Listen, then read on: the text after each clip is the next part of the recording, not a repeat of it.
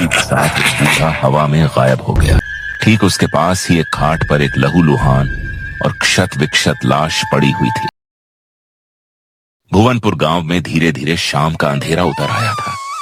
आसमान में जमे घने बादलों ने चारों तरफ ढक दिया था। नदी का किनारा, गांव का कच्चा रास्ता, यहां तक कि पेड़ पौधे भी।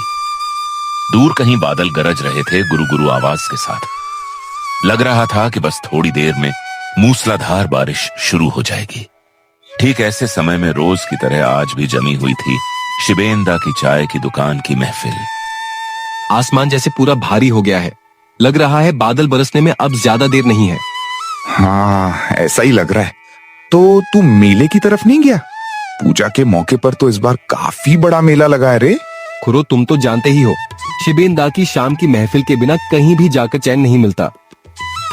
अरे वो राकेश दा आ रहा है ना, राकेश दा आ जाए तो फिर हम सब मिलकर मेले की तरफ चलते हैं। ठीक है चलेंगे, पर आज रात की बात तुम्हें याद है ना? कहीं फिर से वो काली छाया गांव में उतर आई तो? अरे खुरो, शुभ दिन में ये अशुभ बातें क्यों उठा रहे हो? और वैसे भी काल नंदन गुरुदेव ने तो बहुत पहले ही उन सबको गांव से भगा दिया था। फिर भी क्यों ये सब बातें कर रहे हो, बताओ तो। अरे शिबेंदा, तुम और राकेश दा कि तुम लोग ये सब मानते नहीं, ये हम सब जानते हैं। लेकिन गुरुदेव जाते वक्त साफ साफ बोल गए थे कि उनके मरने के बाद फिर से वो काली छाया उतर सकती है। लेकिन पिछले साल पूजा के समय तो कुछ नहीं हुआ, इस साल भी कुछ नहीं होगा। तुम लोग बस बेवजह डर बैठाए हो। ये डरना नहीं है रे, ये सतर्क रहना है, समझे? जो तू और राकेश कभी नहीं मानते। जब गुरुदेव ने आंखों के सामने सब दिखाया था तब तुम लोगों ने मान लिया था, लेकिन उससे पहले तक उस काली रात को लेकर तुम्हारा सिर्फ अविश्वास ही था। अच्छा खुरो, ये सब बातें छोड़ो, लेकिन राकेश दा अभी तक आया क्यों नहीं, बताओ तो। अरे आने दो राकेश दा, थोड़ी देर से आ जाएगा। तुम लोगों को देखकर अगर एक दो लोग और चाय पीने बैठ जाएं, तो मेरी भी थोड़ी कमाई हो जाए। नहीं तो गांव के सब लोग तो बड़तला के मेले में चले गए हैं। इधर मेरी दुकान बिल्कुल खाली पड़ी है। इसी समय राकेश दा गांव के रास्ते से चलकर सीधा शिबेंदा की चाय की दुकान में आकर बल्लभ काका के बगल में बैठ गया। इधर आसमान में बार बार बिजली चमक रही थी। क्यों खुरो, आज तो देख रहा हूँ खूब महफिल जमा ली बल्लभ भैया के साथ। तो तुम लोग अभी तक मेले नहीं गए? तेरे लिए ही तो अब तक इंतजार कर रहे थे। अच्छा चल, अब मेले की तरफ चलते हैं। नहीं खुरो, मैं अभी नहीं जाऊंगा। तुम्हें याद है ना मेरे भांजे सतीश की बात? 2 साल पहले जो दुर्गा पूजा में आया था, आज वो कलकत्ता से आ रहा है। वो आएगा तो मैं भी उसे लेकर जाऊंगा मेले में। और सुना है साथ में उसका एक दोस्त भी आ रहा है। तो ये तो अच्छी बात है, लेकिन तू उन्हें लेने घाट पर नहीं जाएगा? शहर के लड़के का अकेले गांव के रास्ते से आना वो ठीक नहीं होगा रे। अरे खुरो मत पूछो, मैंने पहले ही कहा था घाट पर जाकर उन्हें ले आऊंगा। लेकिन सतीश बोला, मामा मैं अब छोटा नहीं रहा, अपने दोस्त के साथ ठीक से आ जाऊंगा। इसलिए मैंने भी फिर कुछ नहीं कहा। इधर आसमान में बार बार बिजली चमक रही थी। नदी के पानी में चप्पू चलाते हुए गांव के घाट की तरफ बढ़ रहा था मल्लाह। नाव में बैठे 2 युवक जिनकी उम्र अनुमानतः 22 से 23 साल। बाबू ये देखो, लगभग भुवनपुर गांव के पास आ पहुंचे हैं। वो देखो सामने ही गांव दिख रहा है। हाँ काका, 2 साल पहले आखिरी बार मामा के घर आया था। बीच में पढ़ाई के दबाव में पूजा पर आना नहीं हो पाया, पर इस बार दोस्त को लेकर जा रहा हूँ। संभल के जाना बाबू, देख नहीं रहे आसमान में कितने घने बादल जमे हैं? कब बारिश शुरू हो जाए पता नहीं। हाँ काका ठीक है। अरे काका तो बड़ा अच्छा था ना, है ना? हाँ बहुत मिलनसार था। वैसे मेरे मामा के गांव के लोग भी बहुत मिलनसार हैं। चल तुझे बहुत मजा आएगा।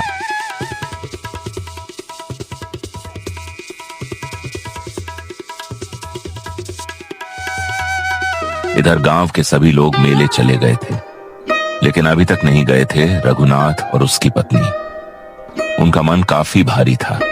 रघुनाथ एक दिहाड़ी मजदूर था। जहां भी काम मिलता दिन में काम खत्म करके शाम को घर लौट आता। लेकिन आज कई दिनों से उसके पास कोई काम नहीं था, इसलिए वो सुबह से रात तक घर में ही बैठा था। अरे कब तक इस तरह बैठे रहोगे बताओ तो? क्या करूं गिन्नी, सब लोग बीवी बच्चों को लेकर मेले घूमने गए हैं और मैं अकेला हूँ। इस बार पूजा में तुम्हें एक नई साड़ी भी नहीं खरीद पाया। अरे रहने दो, इस तरह बैठे बैठे मन खराब मत करो। कई दिनों से काम धंधा नहीं है, मैं समझ रही हूँ। साड़ी खरीदनी है तो पैसे तो होने चाहिए ना, इतना चिंता मत करो। धत, तुम्हारे जैसी बीवी पाई है मैंने, और मैं 4 दिन से बिना काम के घर बैठा हूँ। और तुमने एक बात भी नहीं कही, बल्कि मायके से जो कुछ ला सकी वही लाकर घर चला रही हो। ये सब छोड़ो ना बाबा, इस बार कहा है तुम्हारे लिए एक व्यापार की व्यवस्था कर देंगे। वो दिहाड़ी मजदूरी का काम अब नहीं करना पड़ेगा। क्या कह रही हो? ससुर जी ने मुझे मान लिया? आने के बाद तो कुछ बताया नहीं तुमने। हाँ बताया तो। अब ये सुनो, हम इस बार नवमी को बाबा के घर चलेंगे, समझे? अभी चलो तो। बाबा ने कुछ पैसे दिए हैं, मेले की तरफ जाकर एक बार घूम आते हैं। नहीं नहीं गिन्नी, आज जब जाना नहीं हुआ तो इस रात बाहर नहीं निकले तो अच्छा है। तुम्हें याद नहीं, कुछ साल पहले वो काली छाया गांव में उतरी थी? पता नहीं वो छाया फिर से दिख जाए। रहने दो ये सब बातें, मत बोलो, बल्कि कल शाम चलेंगे मेले। इसी बीच बातें करते करते वो आ पहुंचे बांस के झुरमुट वाले रास्ते पर। ठीक तभी शुरू हो गई भयंकर आंधी बारिश। बार बार बिजली की चमक से रास्ता एक पल में रोशन हो जाता, फिर घने अंधेरे में डूब जाता। अरे ये क्या, ये तो आंधी बारिश शुरू हो गई। इसमें तो आगे बढ़ना बड़ा मुश्किल है। अच्छा थोड़ा आगे बढ़ते हैं, देखते हैं कोई पेड़ मिले तो उसके नीचे थोड़ी शरण ले लेंगे।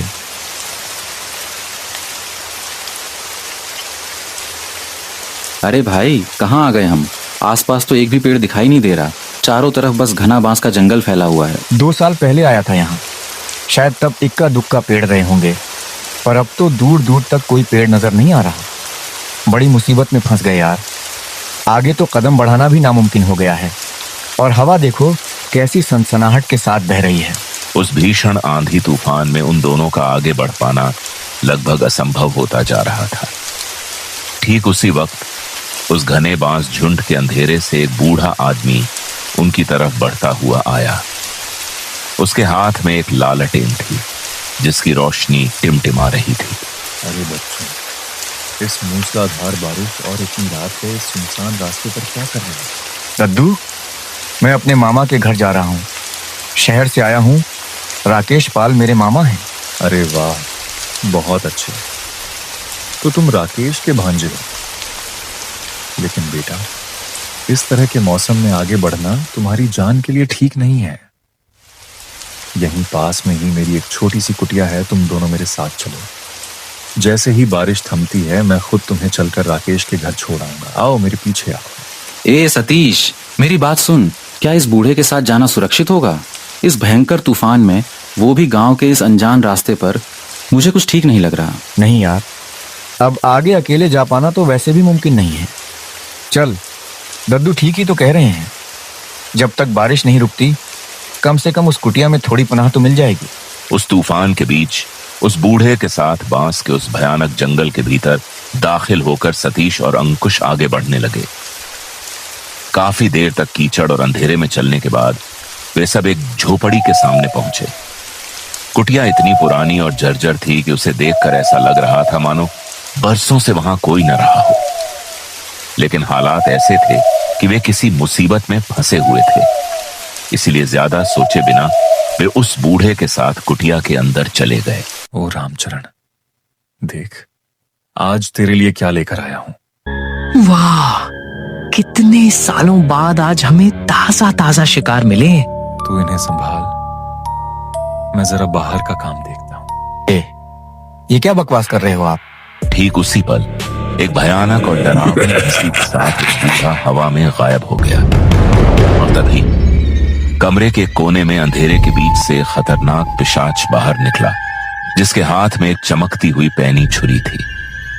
ठीक उसके पास ही एक खाट पर एक लहूलुहान और क्षत विक्षत लाश पड़ी हुई थी। ये सब क्या हो रहा है? और वो बूढ़ा कहाँ गायब हो गया? ओ बाप रे! ए अंकुश, अंकुश, अरे भाई, ये तो नर पिशाच है। एकदम सही कहा, एकदम ठीक। और अब तुम दोनों की किडनी, आंखें सब बाहर निकालकर तुम्हारा बाकी का मांस और हड्डियां चबा चबा कर खाऊंगा। अरे अंकुश, वो कमीना बूढ़ा हमें फंसाकर सीधे इस मौत के जाल में ले आया है। हमें यहाँ से किसी भी कीमत पर अभी के अभी भागना होगा। कहाँ भागोगे? बचकर कहाँ जाओगे? जो भी मेरे इस आशियाने में आता है उसकी किडनी और आंखें निकाले बिना मैं उसे जिंदा नहीं जाने देता। मेरे पास अंकुश, मूर्ख की तरह क्या देख रहा है? जल्दी चल, भाग यहाँ से। 1 सेकंड की भी देर किए बिना वे दोनों अपनी पूरी ताकत झोंक कर वहां से जान बचाकर भागे। उनकी आंखों के सामने अभी भी वो खून से सनी डरावनी दास्तान घूम रही थी। रात के उस घुप अंधेरे में वे कहां भागे जा रहे थे, इसका उन्हें कोई होश नहीं था। लेकिन काफी लंबी दौड़ के बाद आखिरकार वे किसी तरह गांव की सीमा तक पहुंचने में कामयाब, और शरीर में जरा भी ऊर्जा न बचने के कारण वे दोनों वहीं गश खाकर जमीन पर गिर पड़े। सुबह की सूरज की किरणें भुवनपुर गांव पर पड़ रही थी। पिछली रात की भयानक काली परछाइयों से किसी तरह बचकर लौटे सतीश और अंकुश इस समय अपने मामा के घर के खाट पर लेटे हुए थे। उनके सामने मामा राकेश, बल्लभ काका और गुणीन खुरो खड़े। वो हमें मार डालेंगे, हमें मार डालेंगे। वो हमारी किडनी, हमारी आंखें सब निकाल लेंगे। बचाओ, बचाओ, कोई है? हमें बचाओ। शांत हो जाओ तुम दोनों, अब तुम्हें कोई कुछ नहीं करेगा। सतीश, तुम इस समय मेरे घर में हो। मामा, कल रात। हाँ बेटा, बताओ कल रात क्या हुआ था? कल हम नाव से उतरकर गांव की सड़क पर चल रहे थे। काफी देर चलने के बाद हम बांस के झुरमुट वाले रास्ते पर पहुंचे। तभी अचानक भयंकर तूफान और बारिश शुरू हो गई। फिर हम अपनी जान बचाने के लिए दौड़ने लगे। उसके बाद मुझे कुछ भी याद नहीं मामा। उसके बाद मैं बताता हूँ। उसके बाद मैं तुम्हारे बल्लभ मामा और गुणीन दादाजी तुम्हें ढूंढने निकले। बहुत रात हो चुकी थी और तुम लोग अभी तक नहीं पहुंचे थे। ऊपर से तेज तूफान और बारिश भी शुरू हो गई थी।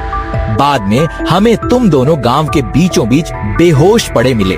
सारी गलती मेरी है, सब मेरी ही गलती है। क्यों मामा, आप खुद को दोष क्यों दे रहे हैं? मैंने ही तो आपको घाट पर आने से मना किया था। लेकिन मामा, एक सवाल है, वो प्रेतात्माएं कौन थी? वो लोग कौन थे?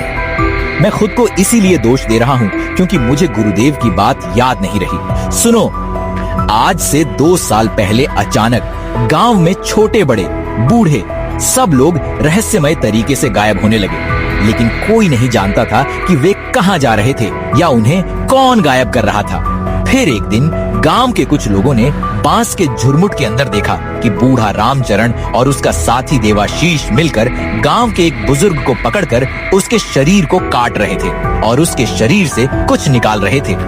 यह देखकर वे लोग भागकर गांव आए और सबको खबर दी। उसके बाद लाठी डंडे लेकर गांव वाले वहां पहुंचे और पता चला कि वे लोग कोलकाता के एक अंग तस्करी गिरोह से जुड़े हुए थे। उसी समय गुस्से में गांव वालों ने मिलकर दोनों को काट काट कर मार डाला। फिर उसके बाद क्या हुआ? हाँ, गुरुदेव ने उसी दिन कहा था कि अगर कभी उनकी मृत्यु हो गई तो किसी न किसी समय वो पिशाचों का झुंड फिर लौट सकता है। लेकिन हम सब ये बात भूल गए। आज तुम्हारा भांजा सतीश और उसका दोस्त सिर्फ अपनी किस्मत की वजह से जिंदा लौट पाए हैं। फिर उसके बाद क्या हो, पूरी घटना सुनकर सतीश और अंकुश बिल्कुल खामोश हो गए। इसके बाद भुवनपुर गांव में एक महान तांत्रिक गुरुदेव को बुलाया गया, जिन्होंने हमेशा के लिए उन प्रेतात्माओं का अंत कर दिया। इस घटना की चर्चा पूरे गांव से लेकर कोलकाता शहर तक फैल गई।